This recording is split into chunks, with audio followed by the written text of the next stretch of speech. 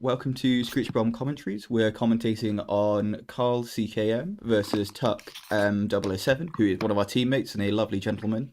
Coming in just a bit already into the game here. We've got a strong board from Tuck. We've got 4 Saurians, which you always like to see, with a couple of logos flanking it. What are your thoughts so far, Callum?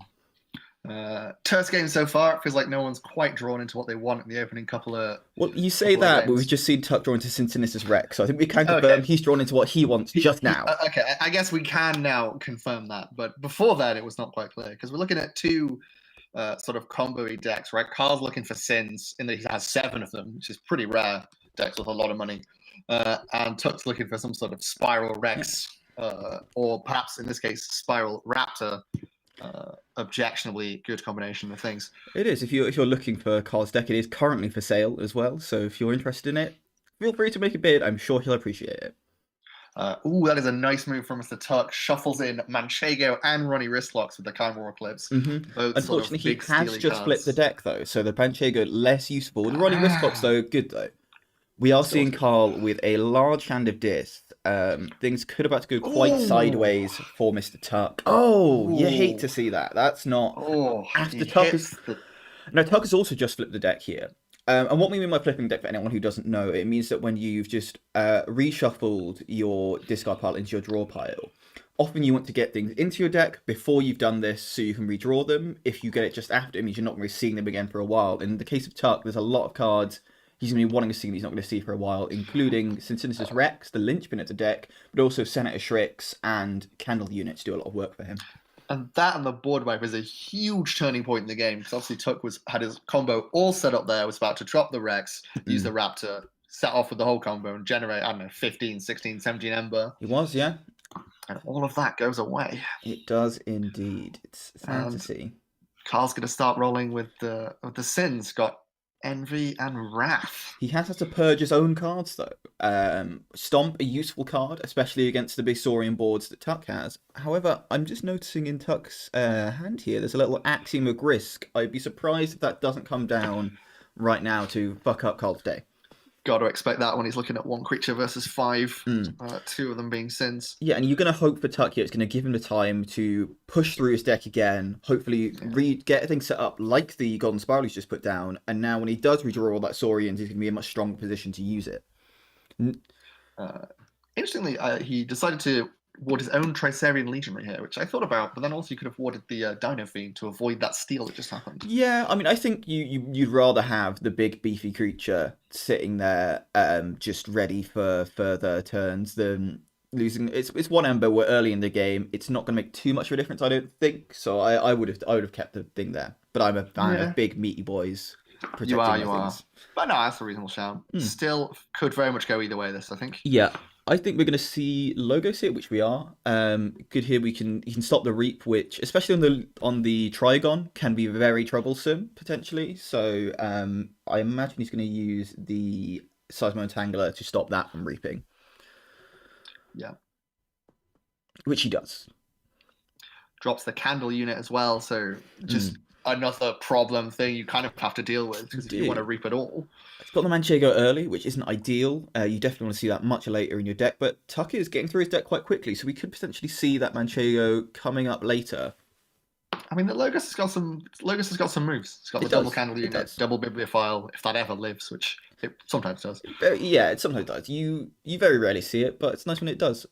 So Carl, 3 Cornus and Octavia's on. Now, the problem we can see here is that Tuck's only real board clear is the Axiom of Grisk. Now, that doesn't work if things have Ember on them. So this could really be helping Carl kind of get the board locked down at this point, and put Tuck in a bit of a sticky situation.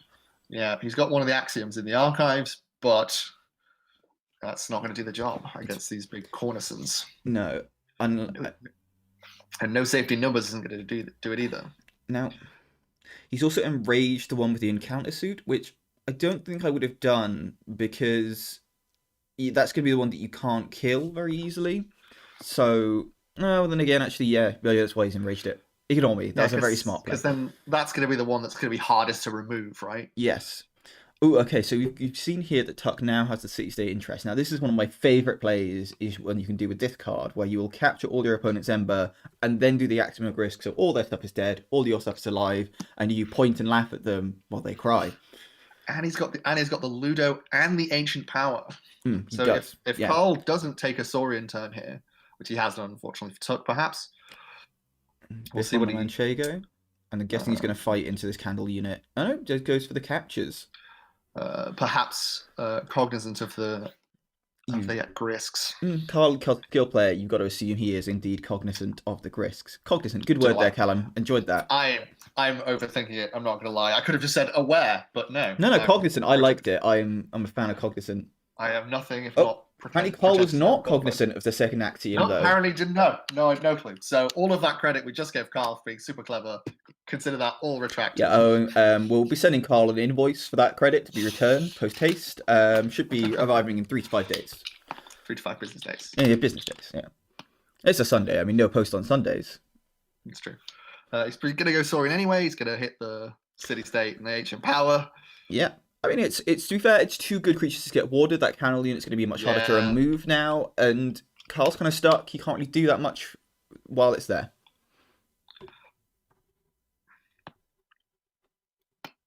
Okay, Golden Spiral on the candle unit. Very interesting. Could have maybe fought there, taken out an Octavia. But... yeah, I would have, but then again, I guess you're taking off that ward is the problem. Which... Yeah, you kind of want to just leave that out there to... Yeah. Draw you cards, basically. The only trouble is actually though that leaves it available to kill. Oh no, I suppose you can't kill both the Ludo and the candle unit either, so he'd have to choose one or the other. He's going to probably kill the Ludo, but it means the candle unit is going to stay alive, and it really limits his plays going forward. Yeah, but if you look in Carl's hand right now, you've got the Gluttony coming down, and this is probably why he went for the capturing with the Octavias, right? Yeah, you've got to assume so. Drop that Gluttony, and then it becomes a must instant kill threat. I mean, Tuck does have ways of getting rid of it, but it does require playing a Saurian turn, which you undoubtedly won't want to do. So, I think you have to, though. I think you just have to take the shitty turn and biff it with both. It's up. Yeah, I think you maybe fight with the Ludo first, hit it. Yeah. Axiom to take out the greed. Oh yes, I forgot. Yeah, the axiom and the Trigon. Yes, I think you're entirely correct. You want to axiom to get rid of the greed and just biff. It looks like Tuck is going for that play. We would assume. Let's see what. The other option actually is what I do is fight with the candle unit, then Golden Spiral the candle unit into the greed, so you kill both. And you leave the ward on the Ludo. That'd be my personal strategy. Because you're getting rid of that Ember anyway, then it's a good card to have down, but I'd rather have the Ludo alive and warded. But then I think keeping the candle units is useful. And he can ward one of the two of them again with the Axiom now. There's just... It's gone for the Ludo. And he's warded with the risk. Okay, yeah, that's a strong play. I think had to, really. Yeah, it just means, though, that... oh no, he can't actually kill both still, even with all 3 Octavias. He'd have to fight 2 into the Ludo and then the candle unit would live, or he'd have to kill the candle unit and then you wouldn't get the Ember. So strong play from Tuck here, actually. I'm liking this move. Yeah. Well, now the Ludos come down. It's interesting. We are now 12 minutes into the game without a single key being forged, and I don't believe anyone's even been on check, as far as I've seen. It's been a very capture-y, steely game. Well, I think both decks are looking to try and set up huge boards full of things, but they've both been quite good at removing the other person's threats, right? Because we've seen 2 axioms and a gateway to just fully clear most of the creatures off the board. Yeah, and then the chains have also been slowing both of them down as well, so that's been limiting that board. But Tuck's got his artifacts down, so I think he's still... You know that Tuck, at some point, is going to potentially pull that big... Cincinnatus Rex play. He's just about to redraw again and be ready to kind of start getting towards that. And it's whether Carl can kind of get out in front of this before he does that. He does kill the candle unit. That's quite big. Yeah. And we've seen the spoils of battle as well to just take all of that Ember and stack it all up on the dinos. I mean, the Sins get a lot of attention Right. Carl's deck quite rightly. But the other two houses are also very solid. The triple Cornison, Ludo, Spoils of Battle, Decimus Faust as well is all just disgusting. And then the Star Alliance has just got a lot of useful tools in it, right? You've got the Encounter Suit, you've got Red Alert for a clear, couple of stuns, couple of Quatrino Flux can be real good as well. Yeah, that's the thing. I think that's what you almost need in a deck. You want like two powerhouse houses and then a third house that's just got your tools to make everything better. A lot of the time that's a Logos house, but in this case it's a Star Alliance house, which is I think the second house that tends to be that kind of that engine to the house.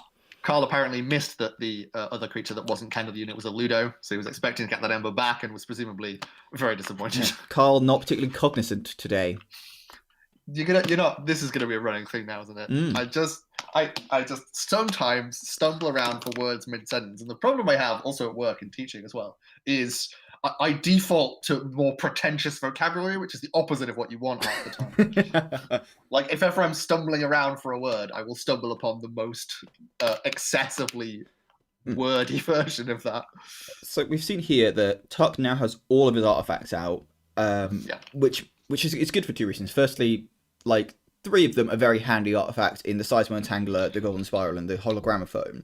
But secondly, the big thing is now he's got less cards in his deck. And with the comboing nature of Tuck's deck, he's now much more likely to get that play down.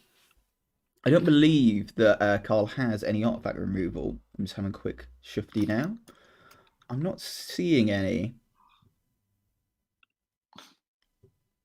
Also, has Tuck gone through his deck twice? Yeah, this will be the second time Tuck's gone through his deck, I do believe, yes. I think Carl has also gone through his deck twice, though. And not a single key forged if either side. No one's even been on check still. This is my kind of game. This is slow, this is grindy, this is just, we're waiting for the breakthrough. Because it's going to come. And that I think whoever gets that breakthrough is going to be the one who really gets their kind of like fangs into this game and can really... Yeah, you could see it spiraling out of control, right? Where... You can see it golden spiraling out of control. Hey! This is why you're the funny one.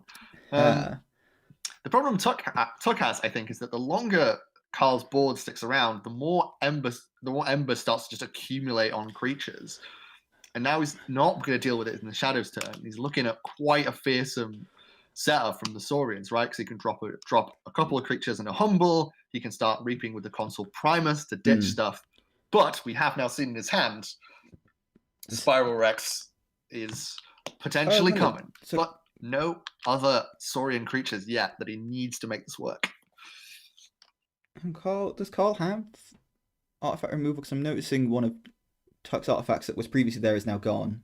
Tuck hopped it, I think it was. He cut his own Quantum Finger Trap. Yeah, there we go. Just not interested in Quantum Finger Trap, so we'll take the extra Ember. In that case, I was the incognizant one. Okay. Look. Nice. This is going to be the interesting question for Tuck, though, is when does he play this in Sinister's Rex? I guess he's not going to play it now because there's no, other than the Ludo, there's no Saurians on the board. And this Ludo's going to die. No, the Ludo should live here. It will, but it's not going to live long after, right? No. I mean, Tuck's got looking down the barrel of a real problem. Yeah, I think you go Logos, you stop Saurian from reaping, and you just try and like get through your deck. You Jargule away the Yancey gang. Oh, I've started saying Jargule like Tuck. Jesus. Tuck says it Jargule. I said Jargoggle. Everyone says Jargoggle. He's gone for the Sinister's Rex now.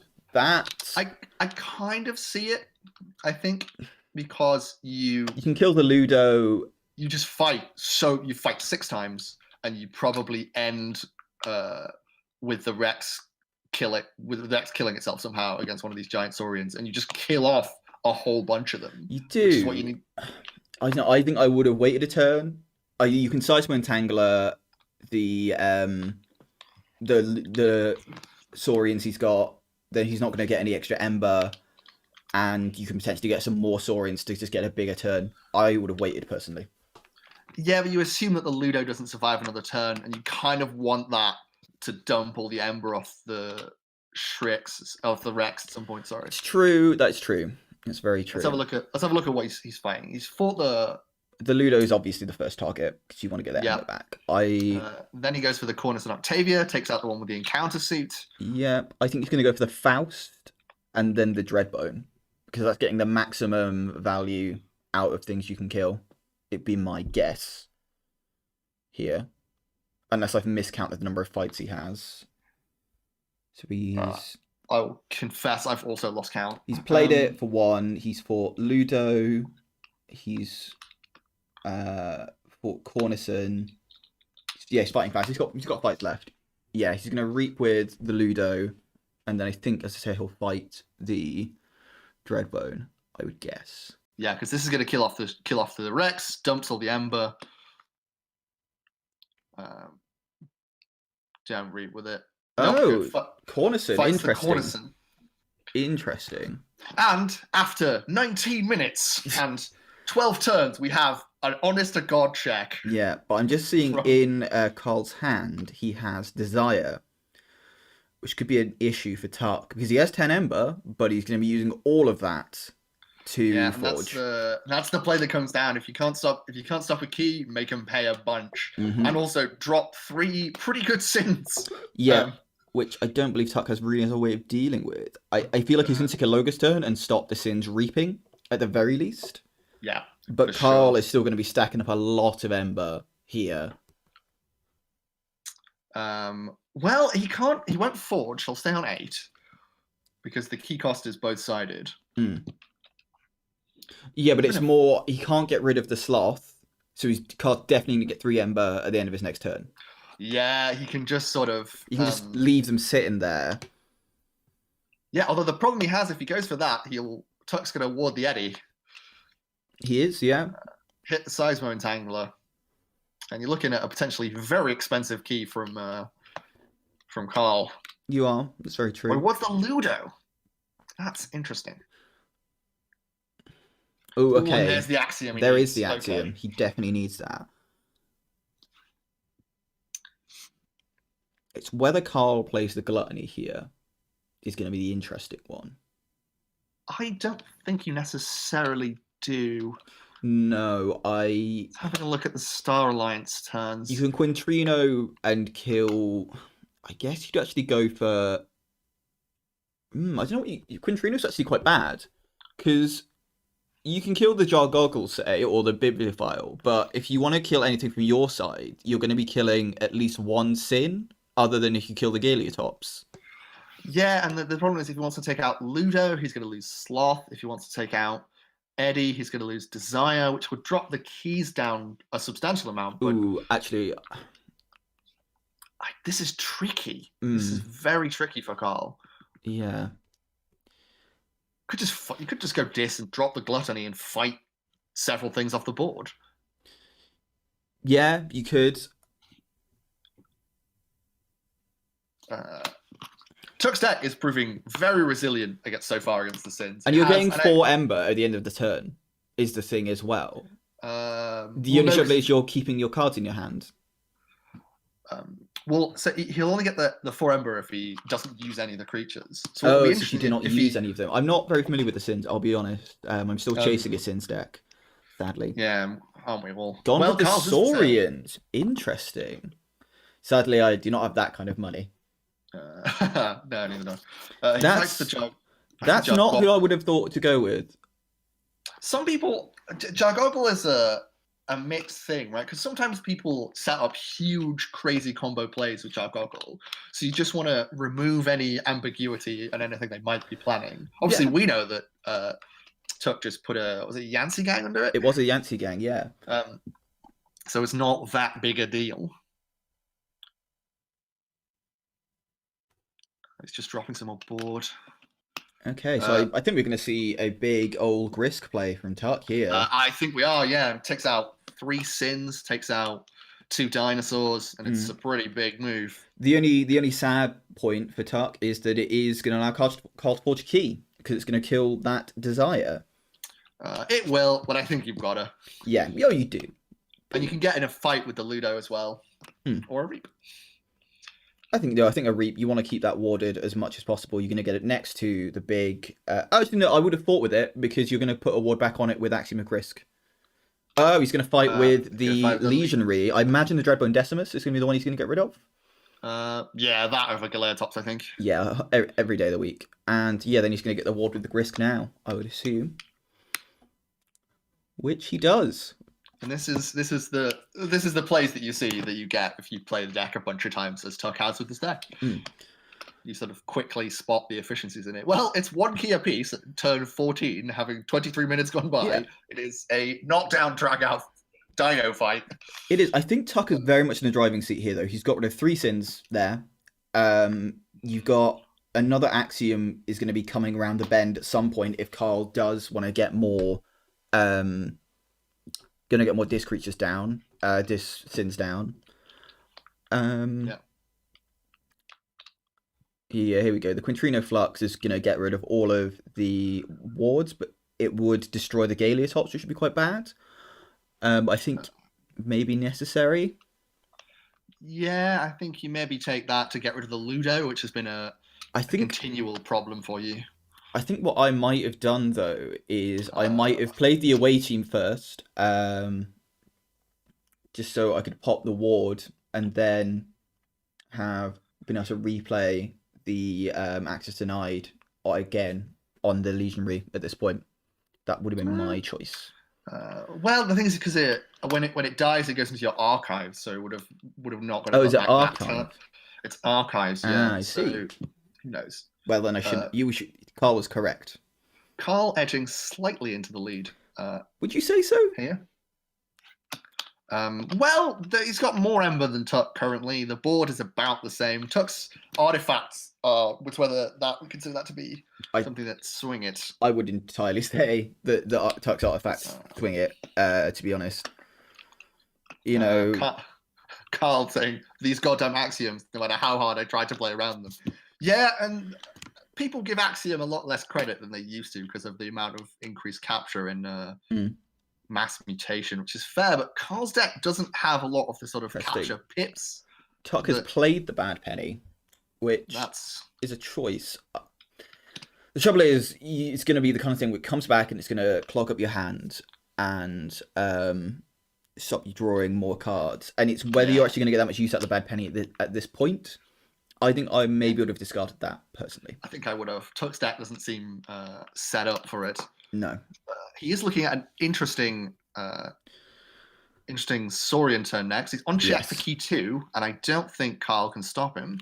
No, but we do have to Mindfire that going for Saurians. Interesting. So he definitely won't stop him. He's out with the spoils of battle he can. Yes, putting one on the away team and then capturing. And good thing he's played that now, because he could not have played that next turn with the Shrix without really doing himself the mischief. Problems. That is the sort of stroke of fortune that wins games. It's a shame that Tuck is looking at a Tricerian Legion with a bunch of Ember on it, because that Chimera Eclipse is looking super tempting now.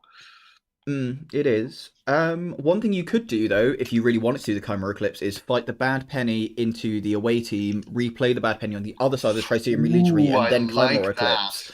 I don't think he'll do that. I think he'll go for the Saurian turn first, but I think that could be a thing for next turn. Because the Saurian plays pretty good, right? Drops power, throws a lot of wards around, stack ups of. I would not have done that way around. I would have put the Shrix next to the Tricerian Legionary and then put the Paraguardian on the other side. Well, they're all going to be warded. They are, but what I would do is... That's not the way I would have... No, I would have fought with the Tricerian Legionary into the away team, using the Golden Spiral, and then played the Ancient Power to ward everything. We'll see what he does now. I don't know whether he... okay, Golden Spiral on the Paraguardian rewards this. So I don't... The trouble is, though, you don't get the Paraguardian with a ward now, and it's got 2 Ember on it, which is dangerous. It is potential. So we got Tuck with another Axiom of Grisk here. The Chimera Eclipse is gone, so we can't see whether Tuck would have done our sneaky theorizing plays. He's gonna he may stop him from forging here with the Waking Nightmare. No, probably he not. will, because if he gets rid of 2 things with the Infernus, and then keys will be 8. and then he's going to play the Gluttony with the CM. But the Shrix 1 is going to get him over the line. It will, actually, yes. And I wonder if Carl has spotted that. Let's find out. Oh, no, the Shrix doesn't have one on it. Not anymore, it doesn't. Right, because Tuck's forged. Okay. Yeah, it always, the way that the delay comes up is always funny. It disappears and then you forge the key. So there's a brief moment where you look at it and you're counting up to see if they have it. Yeah. Okay. Carl also at check now. Tuck can stop him, but it's not the best turn. No, I think you go with a Saurian turn here. I think you fight the away team with the Tricerian Legionary. You fight the Gluttony with the Paraguardian. You reap with the Shrix, and Axiom Grisk the Infernus away. Well, he's gone for a Logos turn. He's going to let Carl forge and let that Gluttony live. Yeah. But he can stop it with the Seismo Entangler. He can. He probably will. Seismo Entangler doing a lot of work in this game to disrupt Carl's overall plans, because it just he can take a Logos turn, cycle through his deck, and just shut off the Sins combo. Yeah, because they're almost all reap effects. Exactly. Yeah. Red alert. Oof.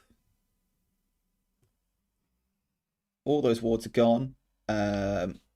We've got Candle Unit has taken a heavy biff, and he tries to in Legionary. He's got the 3 Ember on it. You know that Leludo is coming back round eventually, so you probably do want to get rid of that. You do want to get rid of that sooner rather than later. Okay. So we're looking at a potential Manchego hit from Tuck here for the 2 steals. You love to see it. You do. That pays off rarely. But he's also got the City State and the Axiom. Whether he wants to hold that for another turn. I think you hold that. I think you play the Shadows now. You hold that for a turn. I don't think too many of your things are likely to die. Oh, he's gone for the CSI. Oh, this could be have Tuck kicking himself, because you've got to assume that Carl is going to play all of his Dis things next turn, and he's and with the double reap from the Bibliophile, he shuffles through his deck again. Mm-hmm. Meaning that Manchego won't do what it needs to do. No. Carl, not happy with the... we'll see whether Tuck hits the Axiom button here. I don't know if he will, because he's played the Legatus Raptor without putting any Ember on it. He does not. He holds the Axiom. That could be really big. I think Tuck is doing a bit of baiting here. I think he's trying to bait Carl into playing some stuff down. And yeah, he's getting the cards off the Candle Unit. It's just such an annoying little card. It is. Oh, and this is Carl's going to be so unhappy in a second. Is he though? He's still going to have 11 Ember and 2 keys.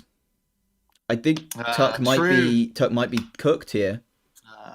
Yeah. So he took out a lot of the. I missed the Dino Fiend is what it was, I think.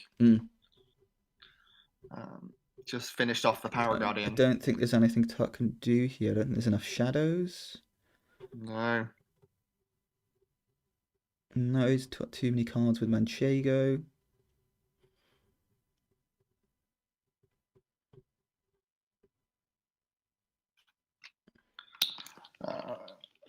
See, I think that CSI was maybe too early. I think you should have waited a turn. No, I redrew it again. Yeah. That was a superb game all round. That was a really good game, yeah. Both players really leaning into it. Yeah, I think this is what you get when you have 2 decks that need board control, but also have good ways of depriving the other person of board control. I think the thing that really swung it was Carl's card draw, when he has cards like Greed that can really just rush you through your deck. I think also the big play earlier of making Tuck pay 10 for a key with with one of his sins. It's stuff like that really adds up. Yeah, and also the Tuck had to use his Spiral Rex combo not to reap huge amounts and generate huge amounts of Ember, but just to fight 6 Saurian creatures off the board. Yeah. And we're seeing some nice sportsmanship from the game afterwards, a nice little chat. Well, yeah, I think they both really enjoyed that. Yeah, I think that's what you like to see with a Keyforge game. It's like sometimes you'll get really close games like this, and it's enjoyable for both parties because you can both see things where you could win. Sometimes you'll get games where just one person gets absolutely stomped, and it's just not fun for anyone really. But yeah, okay, well, thank you very much for listening. My name is David Baron von Fabulous Lark. My co-host here is Callum, the good Dr. Young. And we have been Screech Bob-Omb. This is our first commentary, so hope you enjoyed it. Thank you very much.